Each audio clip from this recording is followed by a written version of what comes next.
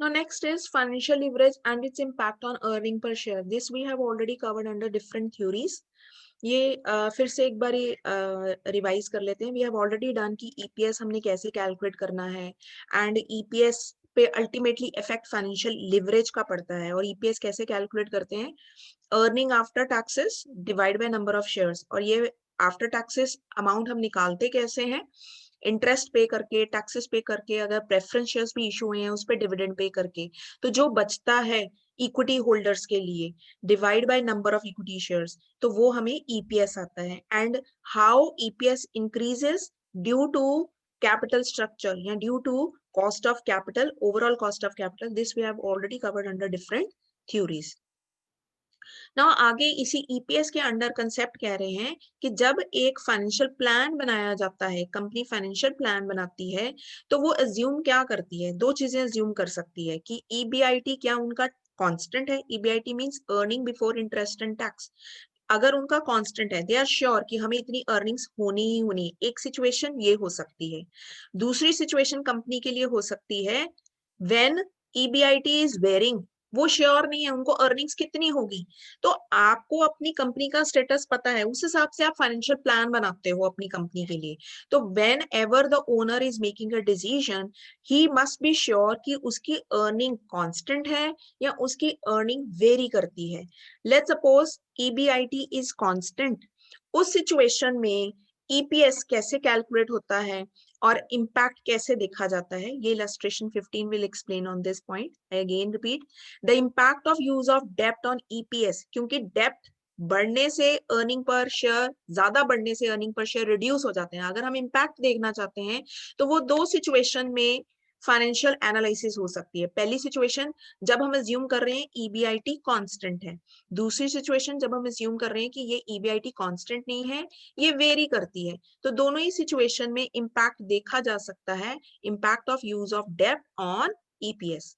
Illustration 15, return on total investments. एक company की है 5 लाख और उस पर रिटर्न एक्सपेक्ट कर रहे हैं वो 20%. Firm is considering two alternative financial plans. First, either to raise the entire fund by issuing 50,000 ordinary shares of 10 each. Ordinary shares means equity shares. Second, to raise 2,50,000 by issue ordinary shares. Number of shares 25,000 हो जाएंगे और जो balance 2,50,000, क्योंकि उन्होंने 5 lakh total borings करनी है, वो 15% rate of interest पे वो बोरो कर लेंगे. टैक्स रेट 50% है. Now we want to know what is the effect of the alternative plans on the share holders. तो हमने कंक्लूजन भी देना है कि इफेक्ट क्या होगा. ऑल्टरनेटिव प्लान कौन से हैं? पहला प्लान कि सारा का सारा इक्विटी रेज हो जाए. दूसरा plan half equity and half डेप्ट. तो ये प्लान नंबर 1 है, सारा का सारा इक्विटी, दो कॉलम बना लेंगे. ये दूसरा है डेप्ट is to equity ratio. Earnings दोनों ही सिचुएशन में कितनी है? Earning expected is 1 lakh rupees. ये 1 लाख कैसे आया? 20% अर्निंग रिटर्न एक्सपेक्ट कर रहे हैं, 20% ऑन 5 लाख. ये कैलकुलेटेड भी है. 1 लाख आता है. फर्स्ट केस में कोई इंटरेस्ट नहीं पे करना, लेकिन अगर सेकंड केस होता है तो डिबेंचर्स पे डेप्ट जो रेस करा, बोरिंग जो करी है 2,50,000, उस पे 15% के हिसाब से इंटरेस्ट पे करना पड़ेगा. तो ये कैलकुलेट हुआ 15% ऑन 2,50,000. तो ये हमारी अमाउंट आती है 37,500. ये माइनस करके जो हमारे पास ईबीटी बचता है वो है इतना अमाउंट. इस पे अब टैक्स लगेगा 50%. ये टैक्स माइनस करा तो अर्निंग्स आफ्टर टैक्सेस हमारे पास आ गई. ये अमाउंट बचती है इक्विटी होल्डर्स के लिए. तो नंबर ऑफ इक्विटी होल्डर्स कितने हो गए फर्स्ट केस में? फर्स्ट केस में सारे के सारे शेयर्स जो हैं इक्विटी शेयर्स हैं, तो 50,000 हो गए.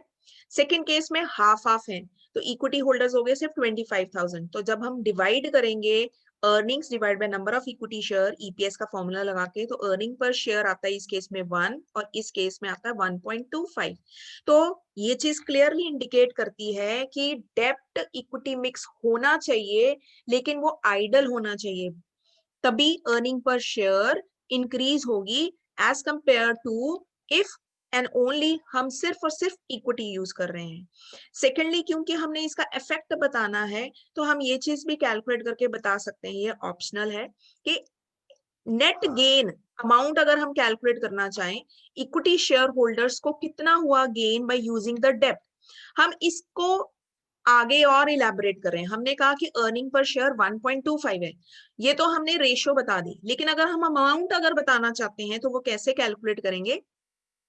डिबेंचर्स 2,50,000 पे 2,50,000 की बोरिंग करी, 2,50,000 पे रिटर्न जो है 20%, रिटर्न एक्सपेक्ट कर रहे हैं 20%, तो रिटर्न आई डेप रेस करने के कारण 50 लाख माइनस इंटरेस्ट जो इस पे पे करना पड़ेगा, वो इंटरेस्ट है 15% के हिसाब से क्वेश्चन में दिया हुआ है। तो एक्चुअल में जो सरप्लस इक्विटी होल्डर्स के लिए मिल रहा है 12,50,500, लेकिन इसमें से टैक्स भी पे करना है।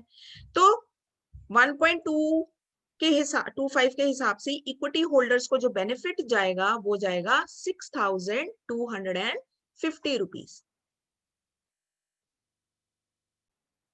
Now, because in this question effect is asked, so we have to explain the effect of financial leverage is unfavorable if debt is used to a large extent. तो ये हमने थ्योरी में भी करा था कि अगर डेप्ट हम बहुत ज्यादा ले लेंगे तो फाइनेंशियल लिवरेज का इफेक्ट अनफेवरेबल हो जाएगा, अर्निंग पर शेयर अल्टीमेटली फिर डिक्रीज हो जाएगी, इक्विटी होल्डर्स के लिए जो फंड्स बचेंगे वो कम हो जाएंगे। तो ये सिचुएशन है। इफेक्ट क्या होता है लीवरेज का ईपीएस? ये फेवरेबल तब होगा जब हमारी रिटर्न ज्यादा है कंपेयर टू द इंटरेस्ट जो पे करना पड़ रहा है डेट पे। अनफेवरेबल सिचुएशन कब होगी? जब रिटर्न लेस देन इंटरेस्ट होगा, और न्यूट्रल यानी बैलेंस एट पार कब होगा? When return on investment is equal to interest. तो हमने कंक्लूजन में ये तीनों चीजें बताने की इफेक्ट क्या होगा। इफेक्ट ये हो सकता है इस सिचुएशन में, अगर हम देखें, इन्होंने एग्जांपल लेके भी एक्सप्लेन करा है, अगर फर्म 18% पे कर रही है अपने डेट पे और उसकी अर्निंग अगर 15% है, यानी वो 3% एक्स्ट्रा पे कर रही है डेप्ट पे, तो ऑब्वियसली ये अनफेवरेबल सिचुएशन है। तो क्लियरली इन टर्म्स में एक्सप्लेन किया गया है कि इफेक्ट क्या होगा लीवरेज पर। फेवरेबल कब होता है? जब रिटर्न ज्यादा है हमारे इंटरेस्ट एक्सपेंडिचर से, अनफेवरेबल है जब रिटर्न कम है इंटरेस्ट एक्सपेंडिचर से, और न्यूट्रल कब होगा? When return is equal to the interest expenditure.